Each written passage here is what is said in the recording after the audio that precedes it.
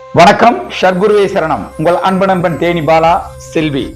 இன்னைக்கு பாத்தீங்கன்னா அமாவாசையினுடைய அன்னதானம் கொடுப்பதற்காக கிளம்பிட்டோம். ஒரு மாசத்துக்கு அப்புறம் செல்வி ஹாஸ்பிட்டல் போயிட்டு வந்ததுக்கு அப்புறம், இந்த ஹாஸ்பிட்டலேஷன் முடிஞ்சதுக்கு அப்புறம் செல்வி இன்னைக்கு அன்னதானம் கொடுத்தே ஆகணும்னு சொன்னாங்க. அதனால் அன்னதானத்துக்கு கிளம்பிட்டோம். அன்னதானத்தோடு சேர்ந்து சேலை, போர்வை, ஸ்கார்ப்பு எல்லாம் எடுத்து வச்சிருக்கோம். உதவி தேவைப்படுவர்களுக்கு கண்டிப்பாக நாங்கள் செய்வதற்கு காத்துட்டு இருக்கோம். ரெண்டாவது ஒன்று, இந்த அற்புதமான நிகழ்வுகளை செய்வதற்கு நீங்கள் செய்யும் உதவி, நீங்கள் கொடுக்கும் ஆதரவு கரம் எங்களால் மறக்க முடியாது. சரிங்களா? அப்படி ஒரு அற்புதமான ஒரு விஷயம்.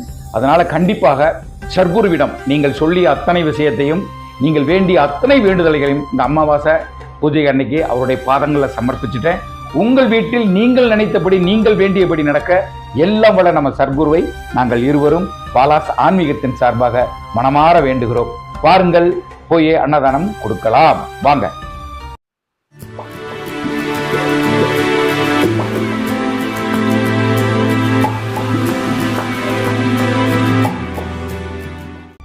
சர்க்குருவே சரணம். வணக்கம்.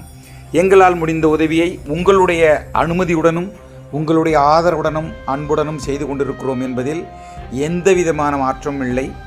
எங்கள் மனசில் ஏற்படக்கூடிய சந்தோஷம் என்ன அப்படின்னா, சர்க்குரு பகவான் ஞான வள்ளல் கணக்கன்பட்டியார் சொன்ன இந்த அற்புதமான அன்னதானம்ங்கிற ஒரு விஷயத்தை செய்யணும் தொடர்ந்து அப்படிங்கிறது தான். தொடர்ந்து மட்டும் இல்லாமல் இல்லாதவங்களுக்கு பார்த்தீர்கள் என்றால் இதெல்லாம் பார்ப்பீங்க. இல்லாதவங்களுக்கு, முடியாதவங்களுக்கு, வயதானவர்களுக்கு செய்யணுங்கிறத என்னுடைய முழுமையான நோக்கம். சர்க்குரு சொன்ன ஒரே விஷயம் என்ன, பசிச்சவனுக்கு சோறு போடுறா, இல்லாதவனுக்கு கொடுறா அப்படின்னாரு. அந்த முதுமையை மதிக்க வேண்டும்.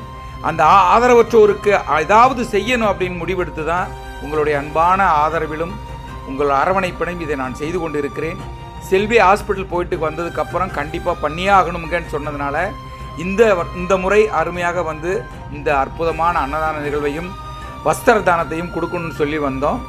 ரெண்டாவது ஒன்று பார்த்தீங்கன்னா, வாங்க வர்றவங்க எல்லாம் ரோட்டோரம் இருப்பவர்கள், உதவி தேவைப்படுபவர்கள், இல்லாதவர்கள் தான் அங்கே வந்துட்டுருக்காங்க. ரொம்ப மனசு கஷ்டமாக இருந்தது.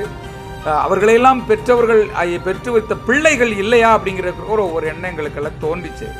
மனசுக்கு ரொம்ப ரொம்ப மன வருத்தமாக இருந்தாலும் என்ன செய்வது, சந்தோஷத்தில் நம்மளும் ஒரு முடியாதவர்களுக்கு, இல்லாதவர்களுக்கு தங்கள் மாதிரி நல்ல உள்ளங்கள் படைத்த மனிதர்களுடைய உதவி கொண்டு செய்கிறோம் என்கிற நினைத்து பார்ப்பதில் பாலாஸ் ஆன்மீகத்தின் சார்பாக செல்வியும் பாலாவும் மிக மிக சந்தோஷப்படுகிறோம்.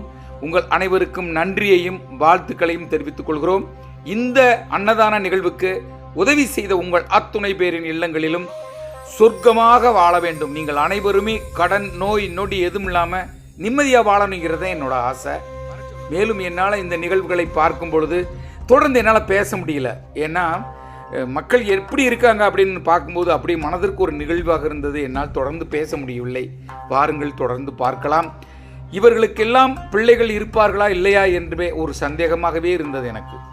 இருந்தும் ஏன் இல்லை, மக்களை பெற்றவர்கள் மகராசிகள் என்பார்கள். ஆனால் எங்கே மக்களை பெற்று மகராசிகளாக எங்கு வாழ முடிகிறது? இந்த காலத்தில் பெற்றோர்கள் எங்கு இருக்கிறார்கள் என்பதை தெரியாமல் தன்னுடைய அறிவையும் இழந்து வாழும் மக்கள் மத்தியில் ரொம்ப நடமாடுறதே கஷ்டமாக இருந்தது எனக்கெல்லாம். வாங்க, தொடர்ந்து பார்க்கலாம். என்னால் பேச முடியல, மன்னித்துக் கொள்ளுங்கள்.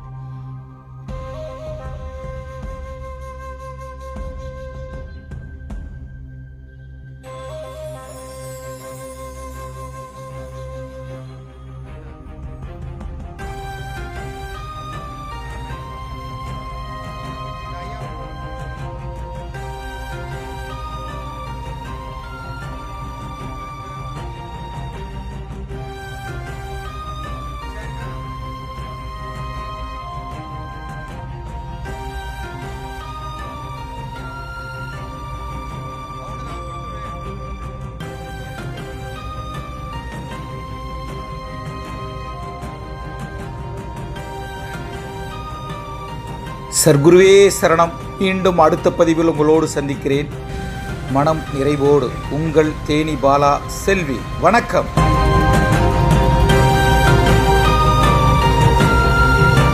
குருவே உன் துணையன்றி வேறு துணை எனக்கேது, வேறு துணை எனக்கேது.